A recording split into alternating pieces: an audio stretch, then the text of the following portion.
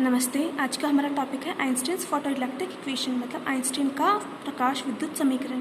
तो देखिए, कल हम लोगों ने फोटो इलेक्ट्रिक इफेक्ट पढ़ा था, दैट मीन्स प्रकाश विद्युत प्रभाव जो था हम लोगों ने पढ़ा था। उसमें हम लोगों को कुछ प्रॉब्लम्स आई थी, राइट, वो हम लोगों ने पढ़ी थी पहले।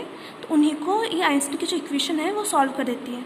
आइंस्टीन के अनुसार जो हमारा लाइट होती है, मतलब प्रकाश जो होता है, वो वेव एनर्जी पैकेट्स, मतलब ऊर्जा की क्वांटा का बना हुआ होता है, ऊर्जा पैकेटों का बना हुआ होता है। और उस एक क्वांटा की एक पैकेट की जो एनर्जी होती है वो होती है E=hν के बराबर। तो देखिए, इस क्वांटा एनर्जी के क्वांटों को हम लोग बोलते हैं फोटोन, मतलब ऊर्जा क्वांटा को हम लोग फोटोन बोलते हैं। तो देखिए, अब हम देखते हैं कि ये कैसे होता है। जैसे ही कोई भी मोनोक्रोमेटिक लाइट जो होती है वो मेटल सरफेस पे इंसिडेंट होगी, मतलब एक वर्णीय प्रकाश जब धातु की सतह पर आपतित होगा, तो वो क्या होगा कि जो फोटोन्स के फॉर्म में आपतित होगा। इस वजह से वो फोटोन जब उसके धातु की सरफेस से टकराएंगे तो वो अपनी पूरी की पूरी एनर्जी एक इलेक्ट्रॉन को ट्रांसफ़र कर देते हैं। तो जब इलेक्ट्रॉन के पास वो कार्यफलन से ज़्यादा की एनर्जी आ जाएगी, राइट, तो कार्यफलन की से ज़्यादा एनर्जी आते ही वो इलेक्ट्रॉन उत्सर्जित हो जाएगा। दैट मीन्स एक फोटोन को डालते ही एक इलेक्ट्रॉन उत्सर्जित होगा। तो इससे हमारी जो आइंस्टीन की इक्वेशन बनती है वो थी कि maximum equals to hν - phi। तो देखिए, मैक्सिमम काइनेटिक एनर्जी कितनी होगी उसकी जो ओवरऑल एनर्जी थी उसमें से कार्यफलन जितनी एनर्जी उसने निकाल दी, तो एनर्जी बचेगी वो होती है हमारी उसकी गतिज ऊर्जा की इक्वल, इसलिए हो जाएगी क्या maximum equals to hν - phi के इक्वल। तो यही होती है हमारी आइंस्टीन की फोटो इलेक्ट्रिक इक्वेशन, मतलब आइंस्टीन का प्रकाश विद्युत समीकरण, जहाँ पे फाई हमारा होता है hν के इक्वल। तो आप लोगों को जैसे पता है ν0 हमारा होता है थ्रेशोल्ड फ्रीक्वेंसी, मतलब देहली आवृत्ति। वो ये आवृत्ति होती है जिससे ऊपर की आवृत्ति के ऊपर ही हम लोगों को फोटो इलेक्ट्रिक इफेक्ट मिलेगा। V0 होता है हमारा स्टॉपिंग पोटेंशियल, मतलब निरोधी विभव। निरोधी विभव क्या होता था? वो विभव जितना कि हम लोग अपोजिट में विभव यदि हम उस पर लगा देंगे एनोड के ऊपर, तो फोटो इलेक्ट्रिक इफेक्ट बिल्कुल स्टॉप हो जाएगा, मतलब फोटो इलेक्ट्रिक करंट जीरो हो जाएगा। तो इससे देखिए कि मैक्सिमम हमारा EV0 के इक्वल होता है। इससे V0 जो आता है हमारे पास वो आता है h/e ν - ν0 के। तो हम लोग V0 और ν के बीच में ग्राफ प्लॉट कर सकते हैं। तो वो हमारा इस तरीके का कुछ ग्राफ आएगा, आप ऐसे देख सकते हैं, जहाँ पे ये इंटरसेप्ट होगा ν0 के इक्वल। तो इस वाले ग्राफ के थ्रू, इस इक्वेशन के थ्रू हम लोग क्या क्या निकाल सकते हैं? थ्रेशोल्ड फ्रीक्वेंसी, वर्क फंक्शन और प्लांक्स कांस्टेंट, मतलब देहली आवृत्ति, कार्यफलन और प्लांक का नियतांक। तो देखिए, अब देखते हैं हम लोग कि आइंस्टीन का जो फोटो इलेक्ट्रिक इफेक्ट था उसकी क्या सक्सेस थी। देखिए, हम लोग इस इक्वेशन के थ्रू देख सकते हैं कि मैक्सिमम जो है हमारा hν - ν0 के इक्वल है।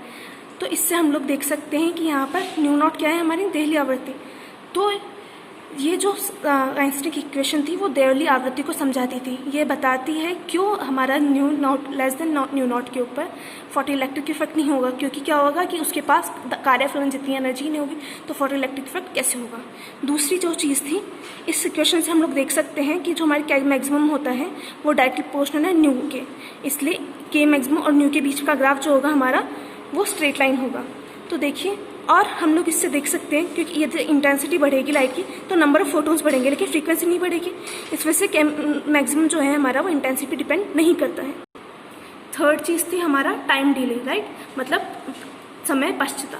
तो देखिए, इसके अंदर हमारे क्या होता है, जो इलेक्ट्रॉन आता है, फोटोन आता है, वो पूरा का पूरी एनर्जी अपने इलेक्ट्रॉन को दे देता है। इस वजह से क्या होगी, यहाँ पर जितना भी आया वो उतने की उतनी एनर्जी दे दी। इस वजह से यहाँ पर क्या होगा, समय पश्चता नहीं होगी, दैट मीन्स टाइम डिले नहीं होगा।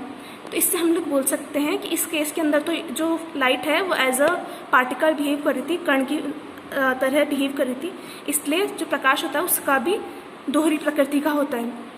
इंटरफेरेंस, डिफ्रैक्शन वगैरह के अंदर तो वो वेव की तरह बिहेव करता है, लेकिन जब हमारा photo electric effect, Compton effect वगैरह होता है, तब वो एज अ पार्टिकल बिहेव करता है। अब हम लोग देखते हैं energy and momentum of a photon, मतलब फोटोन की ऊर्जा व संवेग।